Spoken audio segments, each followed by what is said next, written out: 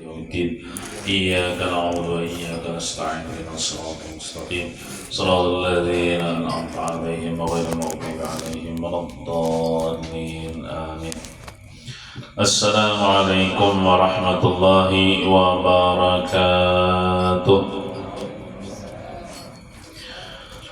أعوذ بالله من الشيطان الرجيم. بسم الله الرحمن الرحيم. الحمد لله رب العالمين وبه نستعين على أمور الدنيا والدين والصلوات الله وسلامه على رسوله الكريم وحبيبه العظيم سيدنا ومولانا محمد وعلى آله وصحبه أجمعين أما بعد. سبحانك لا علم لنا إلا ما علمتنا إنك أنت العليم الحكيم ولا حول ولا قوة إلا بالله العلي العظيم. رب اشرح لي صدري ويسر لي أمري واحلل عقدة من لساني يفقهوا قولي. Alhamdulillah, kita bersyukur kepada Allah Subhanahu wa taala yang telah mengumpulkan kita kembali di tempat yang mulia ini untuk kita menuntut ilmu agama dengan niat mengharapkan ridha Allah dan syafaat Rasulullah sallallahu alaihi wasallam. Salawat dan salam semoga senantiasa Allah sampaikan kepada junjungan kita Nabi besar Muhammad sallallahu alaihi wasallam. Allahumma salli wa sallim ala sayyidina Muhammad wa ala ali sayyidina Muhammad. Dan kita doakan ibu tuan rumah, mudah-mudahan Sidin diberikan kesembuhan oleh Allah Subhanahu wa taala, diangkat penyakit Sidin dan mudah-mudahan diberikan kesehatan afiat dan dipanjangkan umur Sidin dalam taat beribadah kepada Allah Subhanahu wa taala dan dikabulkan segala hajat dan mudahkan segala urusan. Amin ya rabbal alamin. Halaman 6 baris keempat. Bismillahirrahmanirrahim. Qala al-muallif wa hafizahullah ta'ala wa nafa'na bihi wa bi jami' ulumihi fid dharain amin. Masih membicarakan tentang adab bangun tidur pagi. Yang nomor 6,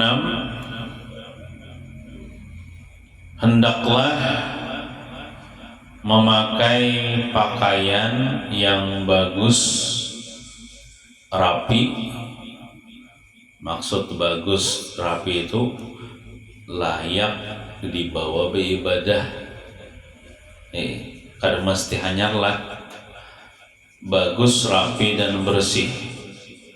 Biar bajunya kada hanyar tapi bagus, rapi dan bersih. Bersih daripada najis, bagus, rapi artinya layak. Layak kesen beribadah. Contohnya kayak kalau bebinian kan pakai mukena ya lah. Nah, kalau lakian ya pakai baju jubah, pakai baju koko kah, pakai sarung kah. Kada mau, kada layak. Namun kita hendak beribadah tuh pakaiannya kayak pakaian main bola. Nah, kada layak ya lah. Kalau masih ada pakaian gasan beribadah. Nah, lain misalnya kita hendak main bola pakai baju bola ya Allah, hendak ke perumahan pakai tilasan ya lah. Hendak beribadah, nah disesuaikan maksudnya. Bagus, rapi dan bersih. Karena Allah Ta'ala artinya kita memakai itu karena Allah, untuk Allah, gasan Allah, bukan untuk manusia. Kita beribadah atau memakai pakaian itu karena Allah. Nah, dan memakai harum-haruman, berminyak harum. Kita hendak sembahyang, hendak beribadah itu sunat berharum-haruman.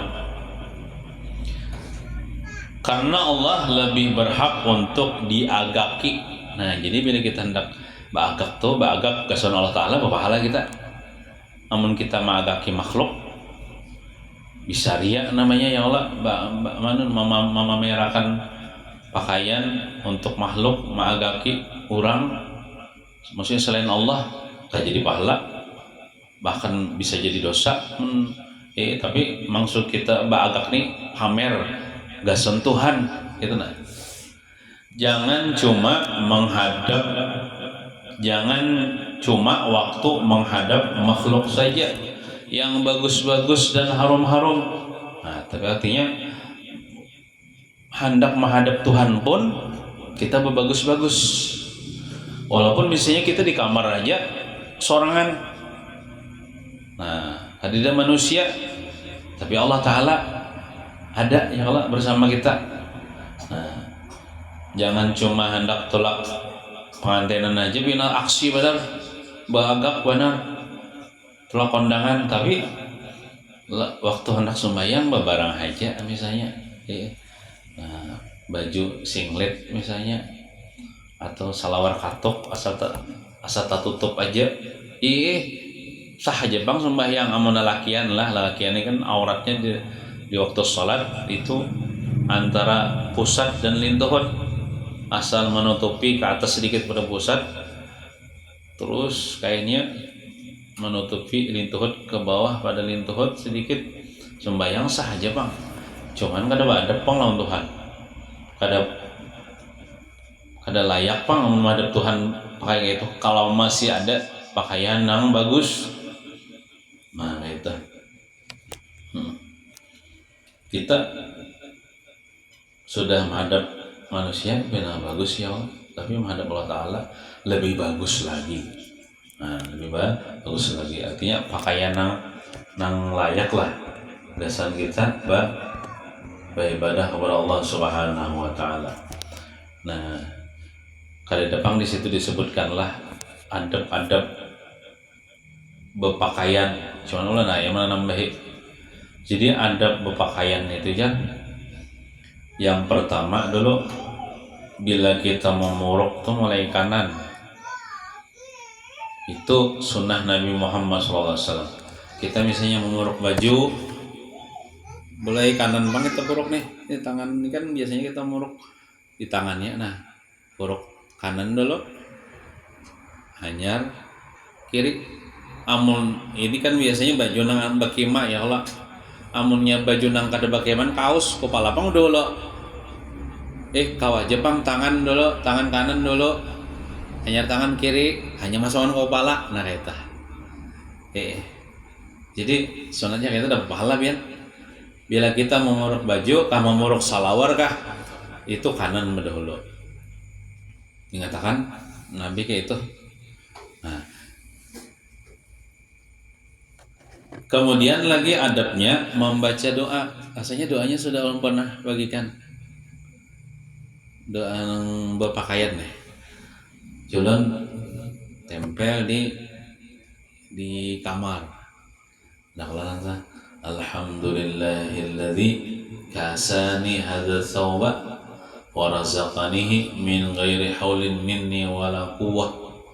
Nah, itu pernah ulun bagikan kemarin di sini enggak ada salah. Bacaan memorok pakaian. Bila kita membaca itu, ujar Rasulullah, diampuni dosa kita yang terdahulu, diampuni dosa kita yang terdahulu bila kita memakai pakaian, membacaan doa itu. Entah itu pakaian itu kopiah kah, sama pakai baju kah, pakai selawar kah, tapi kamu kena kah, bacaan itu waktu kita memakai Alhamdulillahilladzi kasani hadza thawba wa razaqanihi min ghairi haulin minni wala quwwah. Nah itu. Jadi mulai kanan lah memakainya. Seandainya terpuruk-puruk juga nih, kalau ingat sih mulai kanan kan mikir pacul dong, pacul basah. Nah kanan, mulai kanan, nah bacaan. Nah kemudian lagi adab kita berpakaian itu supaya dapat pahala lagi nih. Kan dapat pahala tadi kanan dapat pahala dah. Baca doa dapat pahala, dua ada dapat pahala.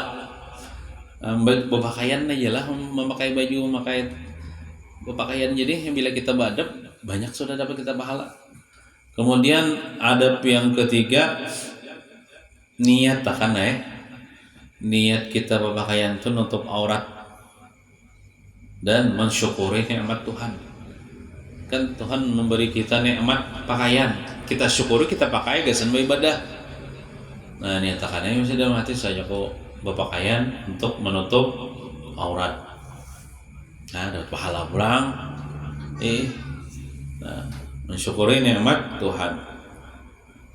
Kemudian adab berpakaian itu jangan mengulur pakaian di bawah buku lali, itu bagi laki-laki.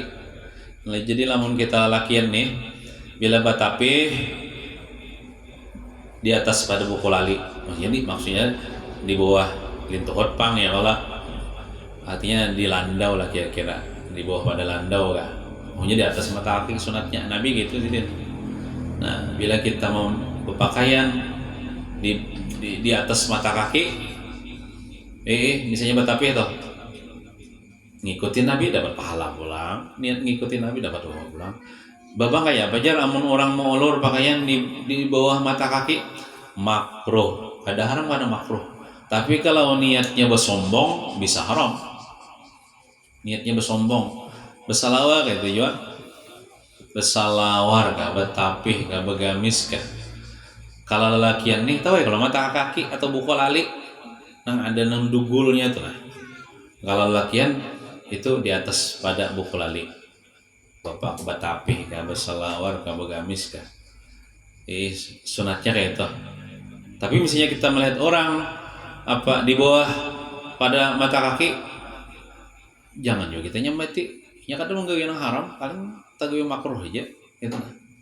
Inya haram tuh kalau niatnya agak. Nah, kalau berminian itu malah misalnya berpakaian itu menutupi kakinya disuruh. Malah kada apa berpakaian menutupi kedua kakinya.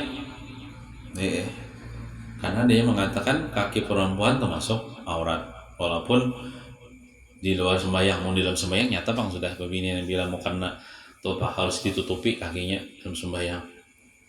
Nah kalau lelakian nih di dalam sembahyang kah, di luar sembahyang, maksud di luar sembahyang tuh berjalan kalau rumah itu apalagi musim hujan nih jangan bawa bayaran yang Allah diikat kena. Nah itu di atas mata kaki atau di atas buku lali misalnya tapi itu diangkat ya.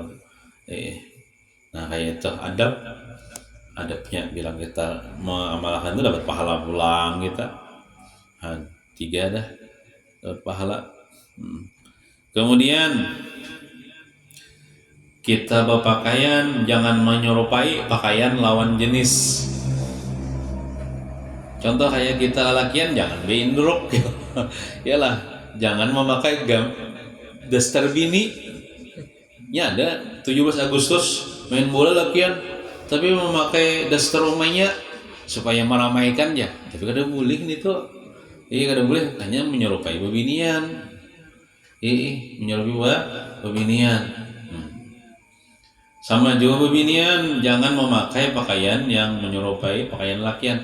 Contohnya, maaf lah, bebinian belipis. Tuh lakian tuh kecuali belipis matu beindrok. Kenapa itu tertutup kan lipisnya? Nah jadi Allah ya melaknat laki-laki yang menyerupai bebinian. Allah melaknat bebinian menyerupai laki-laki di segi gemulainya kalau laki yang mina gemulai kayak bebinian atau di segi pakaiannya kah, di segi dan sebagainya. Nah ya, bebinian bila berselawar legging ada legend nggak legging kan namanya nang hirang kata kada apa-apa nih tuh tapi dilapisi jubah. Nah jangan semata-mata nang berselawar aja lalu berjalan tuh kayak menyerupai laki-laki. Nah bisa haram tuh kalau menyerupai laki-laki jangan juga menyerupai bebinian. Di segi jalannya jangan juga laki-laki menyerupai bebinian, dilaknat oleh Allah Subhanahu wa taala. Kemudian yang kelima adab berpakaian niatakan niat, jangan niat pamer ya Bang. Jangan niat pamer. Sudah Bang tadi niatnya kan menutup aurat karena Allah ya kalau. Nah, jangan niat hendak mengagakakan. Ini kan bisa kita nih nukar baju hanyar. Lalu tulak ke pengantin hendak mengagakakan lawan kawan kah misalnya, hendak pamer kah. Nah, hati-hati ya, jangan niat kita. Niat kita mensyukuri nikmat Tuhan, pakaian ini pakai lalu menutup aurat sudah. Jangan hendak niat berpamer, hendak niat beragak-agak. Nah, kita. Kemudian yang keenam, jangan ketat atau kantat. Nah, ini terutama bebinian. Kalau bebinian tuh kalau berpakaian itu pakaian yang lebar gober gitu. Amun ketat tuh kan kena kelihatan lekuk tubuhnya. Itu ujar Rasulullah, berpakaian tapi bertelanjang. Pada orangnya berpakaian tapi bertelanjang. Kenapa? Apa maksudnya? Ya ketat, kantat, lalu kelihatan lekuk-lekuk tubuhnya, lekuk-lekuk tubuhnya. Nah, kemudian Allah hendak menyampaikan juga ada ngarannya kakamban. Beginian ya, menutup kepalanya tuh. Ada ngarannya tangkolok ya, tahu lah tangkolok lah. Ada tangkolok namanya lah, ada kekamban ngarannya, ada kerudung namanya, ada jilbab namanya, itu lain-lain tuh. Jadi yang disuruh dalam agama seorang perempuan muslimah itu dia berjilbab. Jilbab itu apa gerang? Jilbab itu ya menutupi seluruh rambutnya, kemudian menutupi dadanya. Itu namanya nah itu kayak ibu-ibu itu lah. Tuh jilbab itu jilbab syar'i namanya, memang kayak gitu. Amonnya tangkolok, orang hendak ke pehomaan betangkolok tuh kayak di kepala aja loh. Ini kelihatan aurat. Nah, itu ada syar'i itu. Amonnya bakar rudong pulang. Bakar rudong mungkin menutup rambutnya tapi dadanya kada tertutup. Nah, itu kan kerudung tuh kayak sedikit saja tuh kada menutupi bagian dada tuh. Itu kada syar'i gitu. Kemudian ada ngarannya di kakamban. Kakamban tuh ya nang panjang kayak gini. Nah, kayak bio. Contohkan. Ini kakamban kayak ini nah. Nah aja kayak ini aja, betul. Nah aja. Itu masih kelihatan aurat. Itu namanya kakamban. Itu kan ada syar'i juga. Jadi yang di dalam Quran tuh jalabibihin aja, jilbab mereka itu. Jadi yang jilbab yang syar'i itu ya tadi menutupi seluruh rambutnya dan bagian pinggulnya ditutupi juga. Kemudian lagi dadanya tertutup juga oleh jilbab. Nah, kemudian lagi ininya, nah ini di sini tertutup lah, amun di sini pian terbuka itu belum syar'i lagi. Nah, sama aja apa pian sembahyang pakai mukena untuk pakai sembahyang pakai mukena pian kelihatan nang di bawah sini nah, bisa kada sah sembahyang karena itu termasuk aurat ibaratnya tuh. Nah kayak ini anunya. Nah kayak itu lah, amun nang nonton nih ditutupi nih, amun kayak ini nah, ini aurat bagi binian sembahyang nggak kada sah.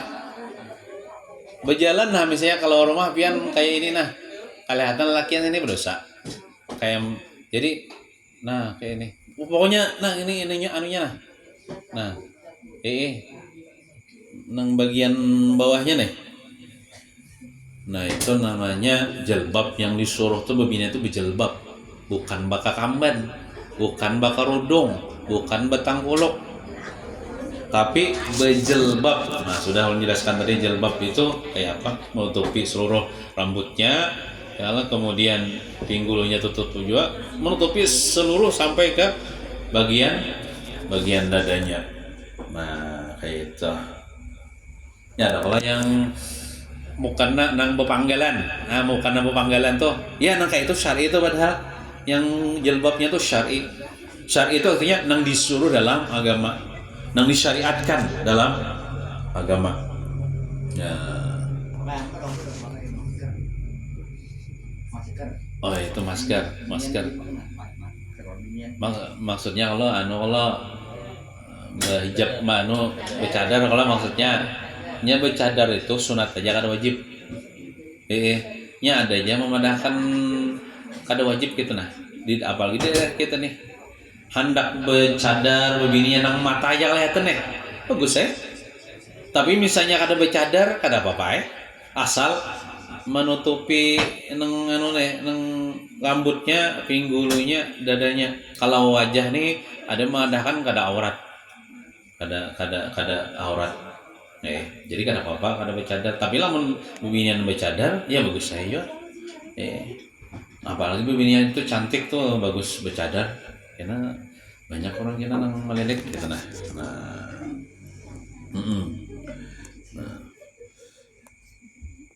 Jangan juga salah juga nih sini liput bajilbab di sama tapi baju dasternya ingin landau kelihatan anunya landaunya tuh setengah-setengah itu menutup auratnya ada sempurna. Jadi menutupi juga sampai ke bawah jadi kada apa-apa bibinin pakai baju daster terus berpairan kada apa-apa. Kemudian jangan ketat kada nyaman juga ketat nih asa kayak apa. Jangan ketat itu menahan bentuk tubuh gitu. Dan jangan juga tipis. Maksud tipis tuh kelihatan warna kulit. Amun tipisnya tetap kelihatannya ya amun babinian kada boleh maksudnya tuh apabila kita berhadapan orang amun tipis kelihatan bentuk tubuh kada boleh pangyola.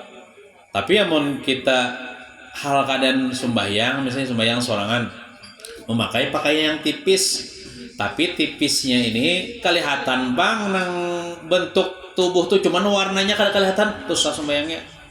Tapi kalau tipisnya tuh kelihatan warna kulit itu kada sah sembahyangnya.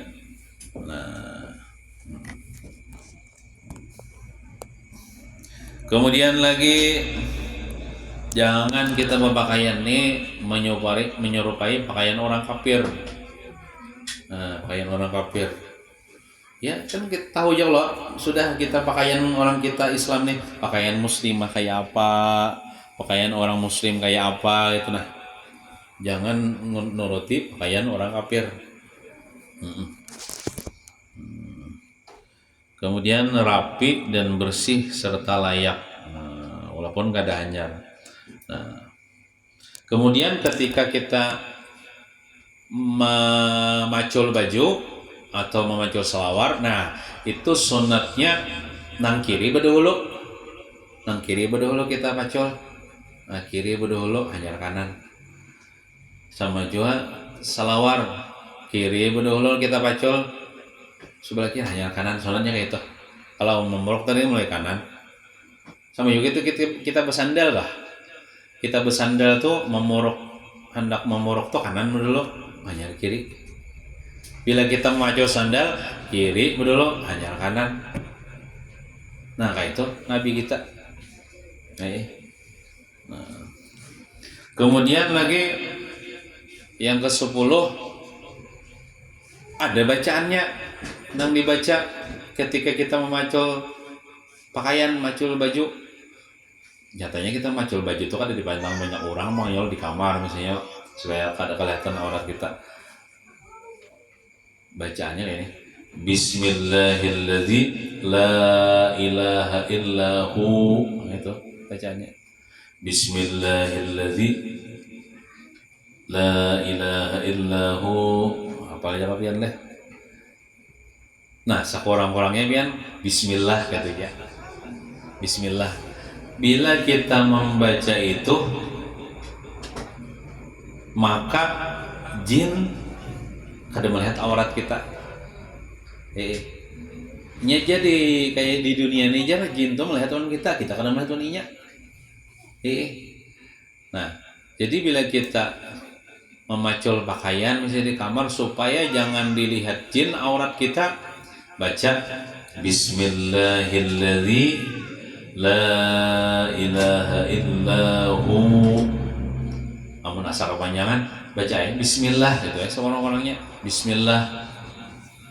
Bismillahilladzi la ilaha illahu itu bacaan memacul pakaian, macul mukena kah, macul baju kah, macul selawar kah, itu bacaannya. Apalagi nang aurat kita kelihatan, maksudnya kada kelihatan manusia bang kan kita di kamar, tapi bisa juga jin melihat, supaya jangan dilihat oleh jin aurat kita, itu bacaannya Bismillahilladzi la ilaha illahu. Nah itu adab berpakaiannya kayak itu 10 adabnya kurang lebihnya. Kada sembarangan orang Islam nih bila kita pakai adab-adab itu, kita mengamalkan sunnah Nabi Muhammad Sallallahu Alaihi Wasallam. Nah itulah orang-orang mengaji Nur Muhammad tuh kayak itu amaliyahnya. Orang mengajar Nur Muhammad amaliyahnya mengamalkan sunnah-sunnah Nabi, mengatakan gawian Nabi itu. Kadang mengaji Nur Muhammad lalu tamat sembahyang ada, mengamalkan sunnah-sunnah Nabi. Nah, kemudian kita kembali ke kitab. Apabila azan sudah dikumandangkan, azan subuh artinya Allah kan kita nih masih membicarakan tetap tentang adab bangun subuh. Maka dengari dan jawablah azan itu, karena mesti azan subuh lah, azan zuhur kah, asar kah, maghrib kah, isya kah. Bila kita mendengar orang azan di langgar di masjid, jangan berpandiran, tapi dengari orang azan itu. Walaupun kita misalnya kada 4 sembahyang di masjid itu, dengari dan jawablah azan itu. Maksud jawablah tuh Allahu Akbar, jawabnya Allahu Akbar juga kena di bab azan lah, belum lagi. Nah, jangan berkata-kata dunia, jangan berpandiran kita. Bila orang azan tuh jangan berpandiran dunia.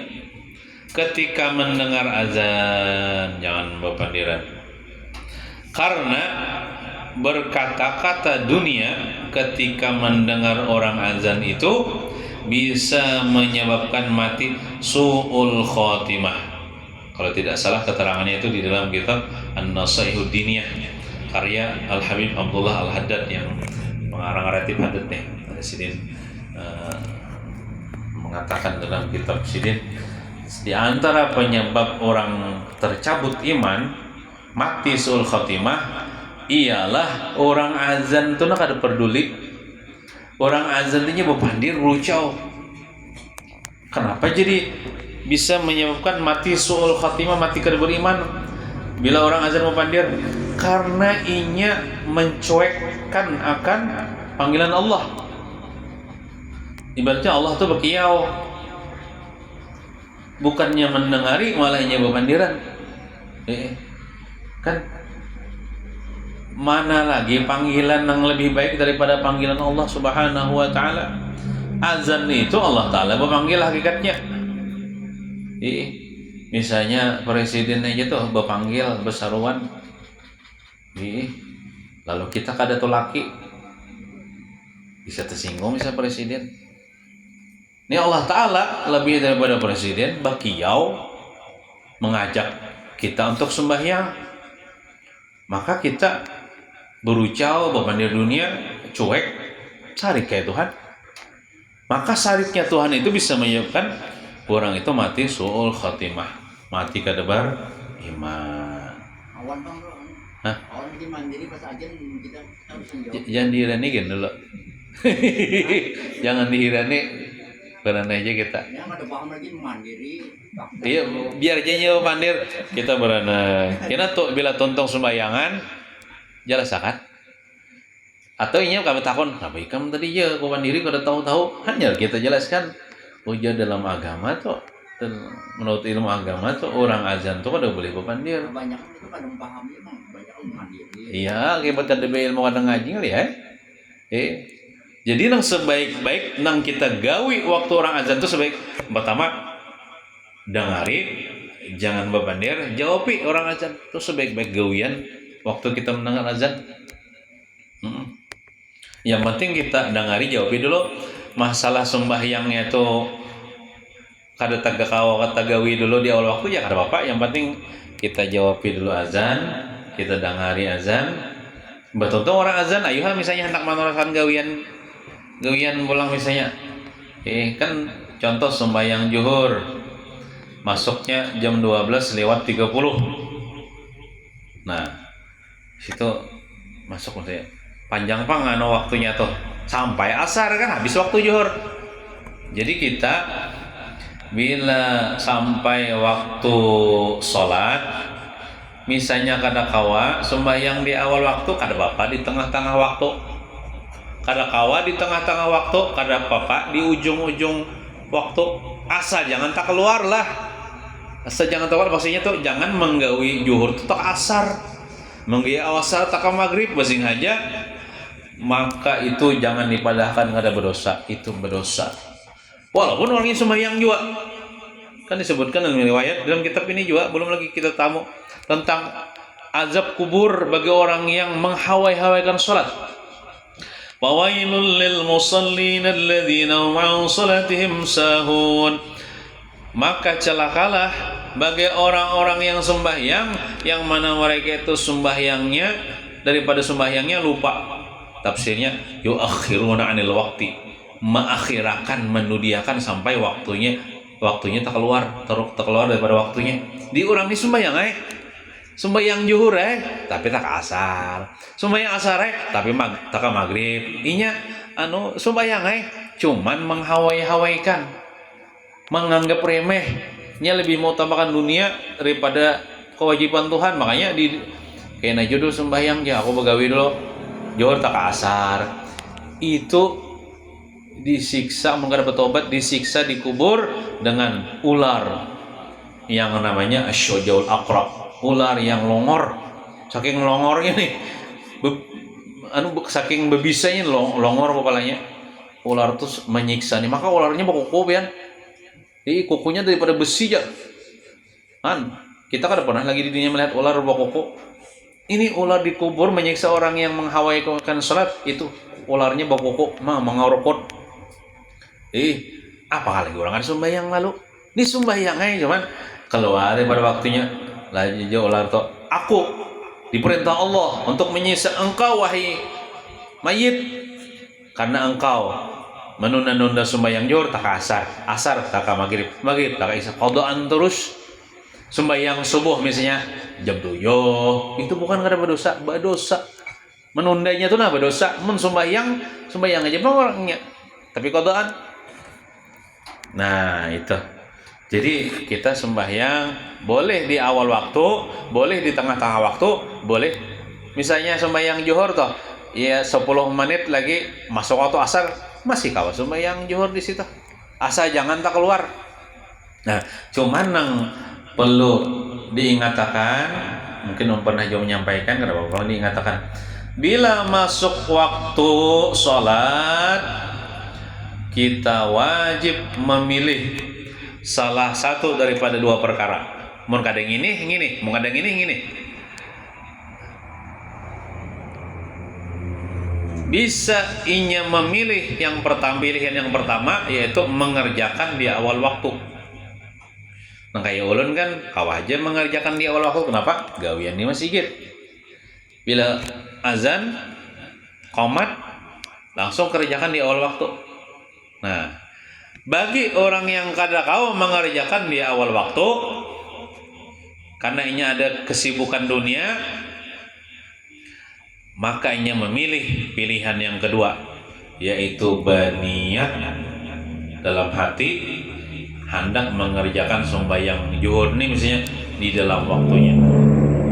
Amun inya menunda sembahyang tapi kada berniat hendak mengerjakan sembahyang di awal waktu, itu menundanya itu berdosa walaupun kada keluar daripada waktunya.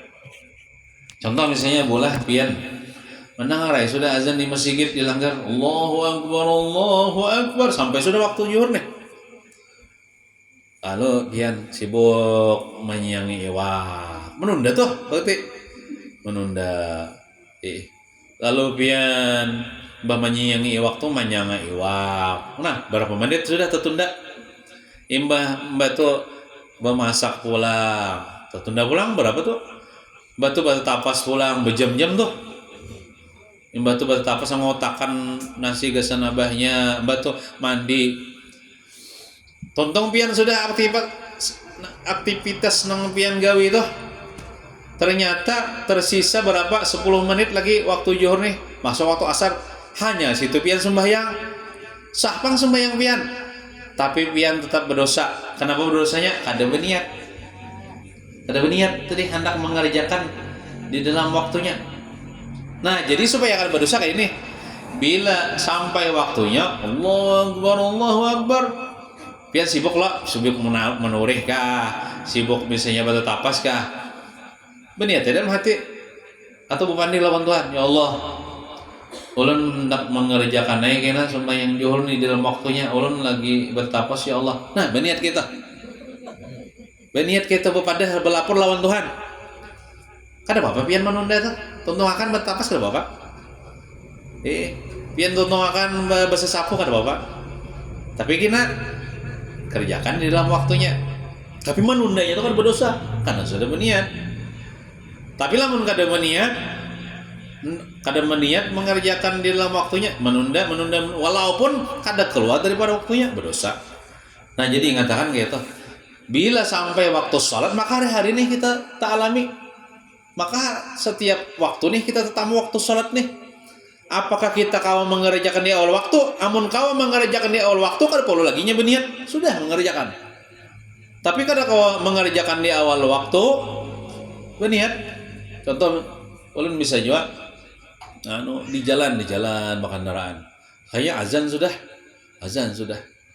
Nah, jadi ulun kada singgah ke masjid, ulun berniat, ya Allah, ulun sembahyang asar kena ya Allah, biar di rumah sampai ke rumah kena di dalam waktunya. Nah, ada bapak, di jalan setengah jam lewat sudah belum lagi sembahyang nih. Sejam misalnya lewat sudah masih di jalan.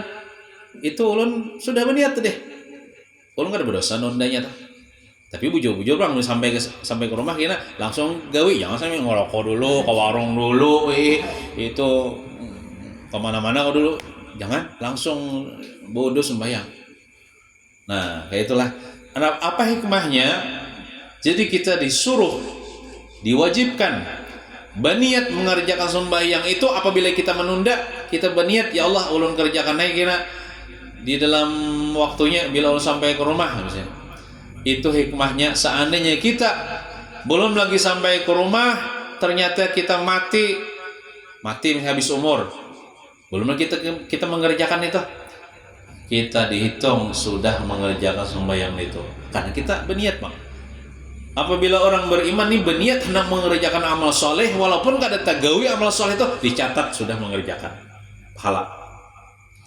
Tapi kalau orang ini kada berniat, contoh misalnya tadi sampai waktu zuhur, sibuk menurih, sibuk bertapas, sibuk menyiangi, kada berniat dalam hati nih, kada berniat nang ya Allah ulun kena hendak mengerjakan sembahyang zuhur kena imba tuntung gawian, kada berniat itu, mati orangnya sebelum mengerjakan sembahyang itu, maka dia terhutang satu waktu, dicatat dalam amalnya dia meninggalkan sholat satu waktu itu.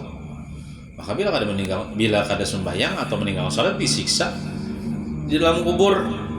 Nah, itulah bila kita ulangi sekali lagi, bila sampai waktu sholat, waktu zuhur, ke asar, ke maghrib, ke isya, ke subuh, kita wajib memilih salah satu daripada dua perkara. Mengkadang ini, mengkadang ini. Namun ulun memilih ini misalnya. Kenapa?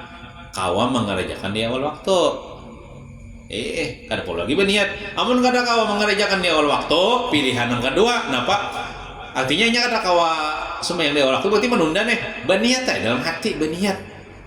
aku kena mengerjakan sembahyang zuhur nih ya kena di dalam waktunya haur lagi nah misalnya nih haur padahal haur tuh padahal juga kau jadi tatak haur tuh dipotong maksudnya kau aja haur nih dulu ditunda sembahyang padahal kau aja tapi misalnya tetap jua ieu niat tidak mah hati niat ini batuntong gawe ini ulun ya Allah anak sembahyang ini kena di dalam waktunya nah itu lah wajib tuh lah tahu tuh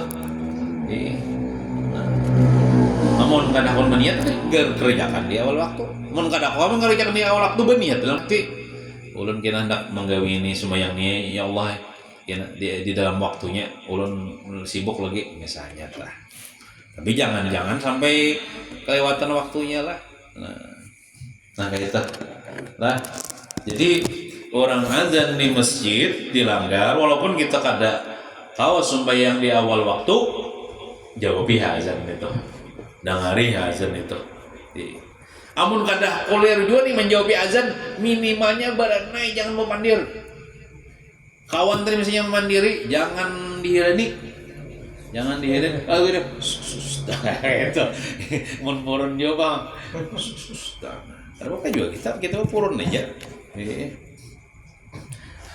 kadang-kadang kita kayak ini amun kada di sahuti kina tersinggung nya kita menjaga perasaan inya aja maka kita sahuti kita menjaga perasaan inya tapi kita kadang menjaga perasaan Rasulullah yang membawa ajaran ini kan kita kadang-kadang lebih mengutamakan manusia daripada Rasulullah lebih mengutamakan manusia daripada Allah Ta'ala aku menjaganya supaya kada tersinggung tapi kita kadang menjaga perasaan Rasulullah yang membawa ajaran ini nah Rasulullah nyuruh bila orang azan baranai jawabi azan jangan lupa di dunia nah gitu.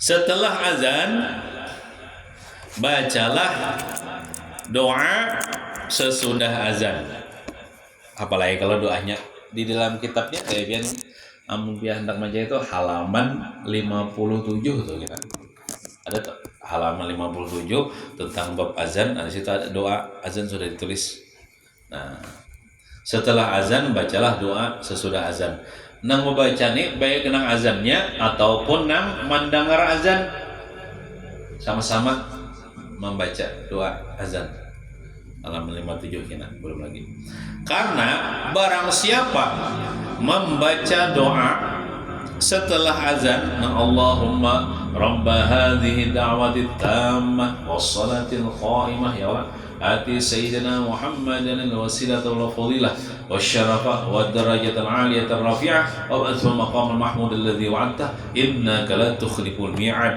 itu doanya karena barang siapa membaca doa setelah azan itu maka insya Allah dalam hadis itu kan ada insya Allah lagi halal lahu syafaati yaumil qiyamah ya Rasul wajabat dia pasti akan mendapatkan syafaatku ya Rasulullah pada hari kiamat. Nah, insya Allah akan mendapatkan syafaat Rasulullah. Syafaat Rasulullah artinya Rasulullah menolongi kita supaya kita masuk surga, gitu kan? Maksud syafaat Rasulullah itu Rasulullah menolongi kita supaya kita masuk surga. Seandainya masuk neraka juga dah, keluar daripada neraka itu dimasukkan ke dalam surga, Rasulullah memberikan syafaatnya. Syafaat Rasulullah macam-macam lah. Ada nang orang itu masuk surga dapat syafaat Rasulullah masuk surga tanpa hisab. Udah ini kita termasuk itulah. Ada orang nang masuk surga tanpa hisab. Itu kada banyak pang. Nah jadi orang nang masuk surga tanpa hisab itu pas sudah masuk surga ditakoni malaikat kan nakoni babuhan nang masuk surga tanpa hisab ya ikam mana muilah titian syaratul mustaqim kan titian syaratul mustaqim dah ibunya neraka bila nang masuk surga lepas lewat itu jadi jawabannya menjawab asa kada tetamu kami aja asa kada tahu titian syaratul mustaqim saking cepatnya nih entah itu dia melewati juga kah titian syaratul mustaqim tapi secepat kilat sedetik aja lah Atau bisa juga kada jual lewat situ kada tahu juga bang, bisa jual lewat situ cepat. Nah, maka titian siratal mustaqim itu kan lebih halus daripada rambut, lebih tajam daripada pedang. Di bawahnya neraka jahanam, apinya tuh menggulugur-gulugur. Maka ada kakaitnya nah. Malaikat Zabaniyah ngarannya malaikat yang ditugaskan pengazab di neraka. Nah, dari ujar Sayyidina Abdullah bin Mas'ud, sahabat Nabi, mengatakan malaikat Zabaniyah itu jumlahnya 19 orang. Nang menyiksa ahli neraka, termasuk dikaitinya bila orang lewat titian siratal mustaqim tuh nah. Karena kakaitnya tuh berarti gugur sama neraka. Ujar sini Abdullah bin Abbas, barang siapa membaca Bismillahirrahmanirrahim kemudian dihadiahkannya kepada malaikat Zabaniyah. Bismillahirrahmanirrahim itu biar hurufnya 19. Mengada percaya hitungnya 19 hurufnya Bismillahirrahmanirrahim. Apa aja perkataan Bismillahirrahmanirrahim 19 hurufnya. Malaikat Zabaniyah 19 juga. Barang siapa di dunia ini setiap hari itu barang 3 kali kan baca Bismillahirrahmanirrahim, Bismillahirrahmanirrahim, Bismillahirrahmanirrahim. Ya Allah, ulun hadiahkan ya Allah Bismillahirrahmanirrahim ini untuk malaikat Zabaniyah. Nah, maka kita insyaallah kita melewati titian siratal mustaqim dilihat oleh malaikat Zabaniyah. Pinando nih. Oh, ini nang hadiah aku. Rencak. Lewat Kam. Selamat. Kadang-kadang rajia ibaratnya tuh patuh sudah, dipatuhi sudah. Nah, itu kita bukan membaca bismillahirrahmanirrahim bismillah itu lain pulang. Ini membaca bismillahirrahmanirrahim khusus kita hadiahkan untuk malaikat Zabaniyah. Barang 3 kali sehari kah. Bismillahirrahmanirrahim, Bismillahirrahmanirrahim, Bismillahirrahmanirrahim. Itu mati. Ya Allah, ulun hadiahkan Bismillahirrahmanirrahim untuk malaikat Zabaniyah. Maka kita ketika melewati titian siratal mustaqim, nang di bawahnya itu malaikat Zabaniyah nang mangait. Berarti insyaallah kita selamat kada dikaitnya karena kita sudah patuh. Nah kayak itu lah supaya kita selamat, nyaman kita selamat ke surga. Tapi cuma yang Jepang yang ditinggal ya kalau kewajiban. Nah, jadi syafaat Nabi itu fungsinya ada menyebabkan umat ini masuk surga tanpa hisab. Ada juga syafaat Nabi ini maka Nabi ada bersabda syafaati li ahlil kabair min ummati. Syafaatku akan diberikan kepada orang-orang yang pernah mengerjakan dosa besar tapi statusnya masih umatku. Tapi jangan diopang lah mengerjakan dosa besar wajar. Soalnya Nabi Muhammad ada bersabda syafaatku bagi umat-umatku yang mengerjakan dosa besar. Hakunlah disiksa dulu di neraka. Ada hakun kita gara-gara mengerjakan dosa besar tuh. Tapi dapat sahabat Nabi ya bang, keluar dari neraka masuk surga. Kita kan ada akun itu, kita hendak langsung masuk surga tuh. Tapi jangan juga kita mengerjakan dosa besar. Cuman kalau orang yang mengerjakan dosa besar, statusnya umat Nabi Muhammad, ada harap mendapat sahabat Nabi. Jadi ada sahabat Nabi itu fungsinya orang ini parak sudah masuk neraka deh, parak masuk neraka deh. Ibaratnya kebanyakan dosanya daripada pahalanya. Datang Nabi memberikan syafaat, datang ke daun timbangannya dibuatin Nabi apakah? Tak berat daun timbangannya. Karena orangnya lancar baca salawat sekalinya. Nah, bisa juga kayak itu. Sahabat Nabi. Ada juga sahabat Nabi ini bagi umatnya yang sudah masuk neraka dah, merasakan dah siksa neraka. Nabi memberi syafaat, lalu keluarlah daripada neraka itu, masuk ke dalam surga karena ada iman. Nah, kita hendak langsung ya Allah tanpa hisab tuh deh. Nah, di antaranya apa? Supaya dapat syafaat Nabi, yaitu membaca doa setelah azan. Nah, imbah kamar itu sama juga doanya itu juga lah. Imbah azan ke imbah kamar sama doanya. Allahumma rabbana lihi da'wat tammah wassalatul qa'imah dan seterusnya tuh deh. Ini ada di halaman 57. Nah, sebagaimana tersebut di dalam hadis. Nah, tuntung kita menjawabi orang azan subuh tuh ya bahasanya. Nah, setelah tuntung kita menjawabi orang azan, maka kerjakan sholat sunat fajar. Sholat sunat fajar nih ya sembahyang sunat sebelum fardu subuh. Kan kita sembahyang subuh 2 rakaat kalau fardu subuh. Nah, ada sunatnya tuh sebelumnya tuh. Usalinya jangan usali sunat al-fajri lah. Usalli sunat subhi raka'ataini lillahi ta'ala. Allahu Akbar. Aku sembahyang sunat subuh itulah 2 rakaat karena Allah Ta'ala. Itu sunat muakkad, mana artinya sunat yang sangat ditekankan untuk mengerjakannya. Nabi nyuruh benar umatnya menggawe itu.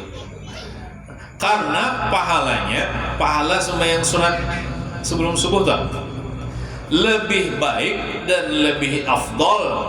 Afdol tuh banyak pahalanya daripada dunia dan seluruh isinya. Raka'atal fajri khairun minad dunya wa ma fiha, ya Nabi. 2 rakaat sembahyang salat fajar lebih baik daripada dunia dan seluruh isinya. Siapa? Wah, ini manusia yang paling sugih ya. Paling sugih nih. Kita misalnya kau mengerjakan sembahyang salat fajar nih. Ketahuilah kita lebih sugih daripada ini. Karena kita diberikan yang lebih daripada dunia dan seluruh isinya, lebih daripada duit 10 triliun. Nah. Dan bacalah kan 2 rakaat kalau sembahyang sunat fajar. Bacalah di rakaat pertama sesudah Fatihah surah Alam Nashrah. Apalagi kalau Bismillahirrahmanirrahim. Alam nashrah laka sadrak wa wada'na anka wizrak alladhi anqadha dhahrak wa rafa'na laka dhikrak fa inna ma'al usri yusran inna ma'al usri yusra wa idza faragta fansab wa ila rabbika farghab. Itu di rakaat pertama Fatihah surah Alam Nashrah atau surah Al-Insyirah. Dan pada rakaat kedua sesudah Fatihah baca surah Alam Tarakai. Bismillahirrahmanirrahim. Alam tara kaifa fa'ala rabbuka bi ashabil fil alam yaj'al kaydahum fi tadlil wa arsala 'alaihim tayran ababil tarmihim bi hijaratin min sijil faj'alahum ka'asfin ma'kul. Karena tersebut dalam sebuah riwayat, barang siapa salat sunat subuh atau sunat fajar pada rakaat pertama sesudah Al-Fatihah membaca surah Alam Nashrah. Sekali aja bang bacanya. Dan pada rakaat kedua sesudah Al-Fatihah membaca surah Alam Tarakai, maka tidak akan ditimpa oleh penyakit. Artinya orangnya ini mun garing itu ada cuma setahun sekali lah. Jangan gak ada rancak. Amalkan ini supaya kita dihindarkan daripada penyakit. Kalau bahasa Arabnya ini, man shalla bi alam wa alam lam yusibhu alam. Barang siapa sembahyang sunat fajar, ayat pertama sudah Fatihah Alam Nashrah. Ayatnya rakaat kedua sesudah Fatihah Alam Tarakai lam yusibhu alamun. Niscaya tidak menimpa akan dia oleh penyakit. Artinya orang ini kada penggaringan, sehat terus. Bang garing setahun saya sekali ada 2 kali gitu biasa aja, mau kada garing gina jadi Firaun gina. Firaun tuh 400 tahun umur kada garing, saya semaja ada. Nah itu selain kita dapat pahala besar lebih baik daripada dunia seluruh isinya, juga supaya kita dihindarkan daripada penyakit, supaya kita sehat terus. Kan nyaman bila kita sehat terus nih, nyaman kita beribadah, nyaman kita beraktivitas. Nah itu mengkawat jangan ditinggal kah. Bayangkan sembahyang sunatnya aja kayak itu pahalanya, apalagi sembahyang subuhnya. Nah supaya kita rajin mengerjakan ini secara istiqomah, diantaranya tadi bangun song, jangan melandau, jangan melandau. Nah misalnya nih Haji Awi nih malam ini misalnya diteleponi gubernur, siapa gubernur kita? Bapak Muhyiddin nggak? Haji Awi ya. Haji Awi ini kenalan Haji Muhyiddin nih. Malam ini jam 3 peparak sahur ya. Datangi ke kantor gubernur ambil duit 10 miliar. Aku lah ambil. Kada bakal ya, kada hakon. 10 miliar ini bujuran lah, kada injaan nih. Ambil aja. Amunnya tak isok hangus. 10 miliar kau begini biar. Tapi ya pasti kita tolak ya Allah malam ini ke kantor gubernur untuk mengambil 10 miliar. Harinya hujan, kan peduli tetap. Kada dimisi kendaraan, menyiwa ampun kawan atau minjam dulu. Paget jembatannya misalnya di bawah pasar, menguling jalan Cintapuri sana. Atau misalnya bokonyong enggak. Bawa kendaraannya melewati jembatan paget tuh. Dalas hangit ibaratnya datangi itu Bang. Supaya mendapatkan duit 10 miliar. Padahal manusia ini kalau berjanji itu bisa jauh bohong. Karena mustahil bohong. Ini Allah Ta'ala yang berjanji melewat lisan Nabi Muhammad SAW. Siapa umatku kata Rasulullah yang mengerjakan sembahyang sunat fajar 2 rakaat, pasti dia diberikan pahala lebih besar daripada dunia dan seluruh isinya. Tapi kayaknya dikubur sugihnya, bukan di dunia. Kayaknya di akhirat sugihnya. Karena dunia ini hina, dunia ini kada pantas untuk apa pahala itu diandak di dunia ini. Pahala itu mulia, pahala itu surga. Dunia ini hina, kada cocok. Makanya apa nang mulia itu kena di akhirat. Wal akhiratu khairun laka minal ula. Akhirat lebih baik daripada dunia. Ini Allah Ta'ala berjanji, Allah Ta'ala la yukhliful mi'ad. Allah Ta'ala tidak pernah menyalahi janjinya.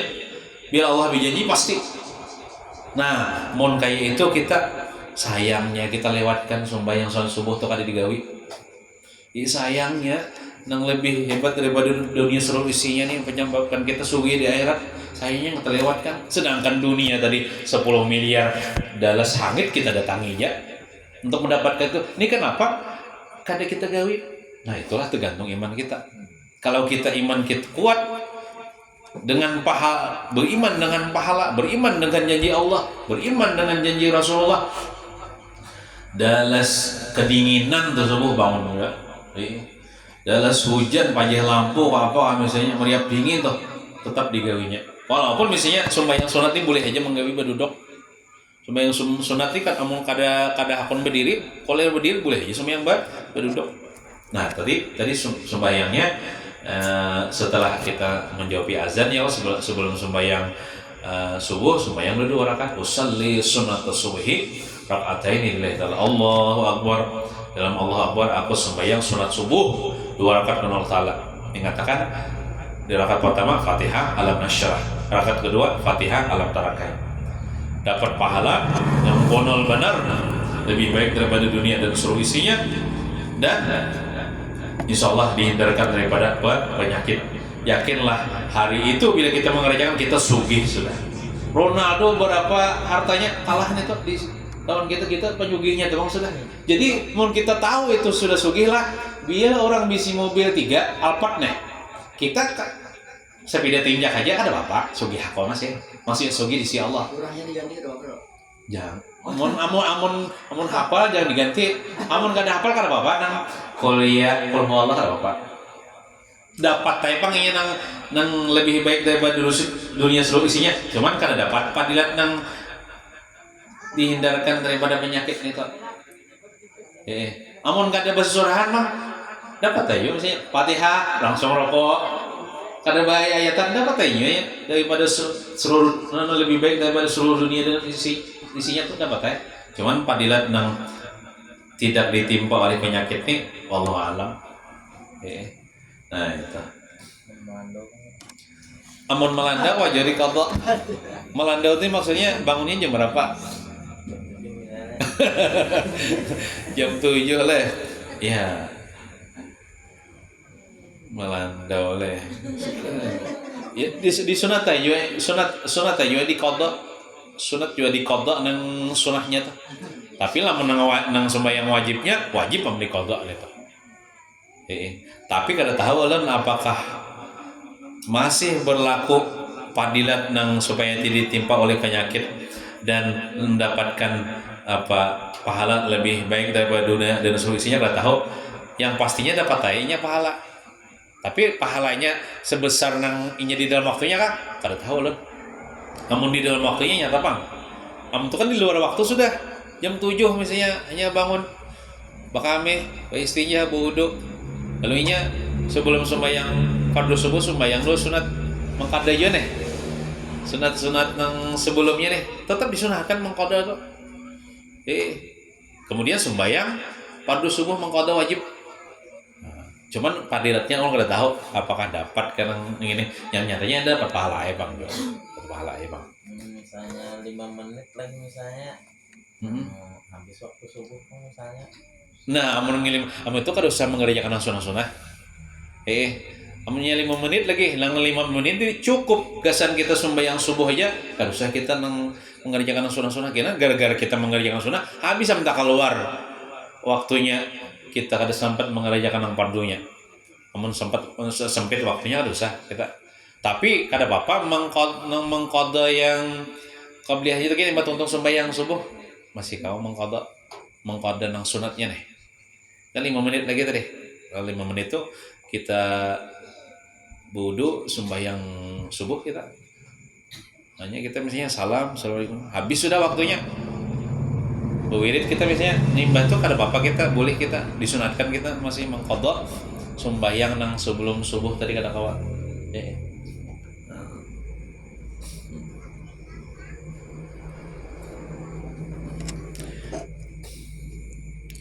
Wallahu a'lam bishawab. Mudah-mudahan kita kaum mengamalkan. Mudah-mudahan dosa-dosa kita diampuni Allah Subhanahu wa taala zahir batin seumur hidup. Mudah-mudahan kita selamat dunia wal akhirah. Kabul segala hajat. Amin ya rabbal alamin. Wa sallallahu ala sayyidina Muhammadin wa ala alihi wa sahbihi wasallam. Alhamdulillahi rabbil alamin. Abdul zikri fa'alam annahu la ilaha illa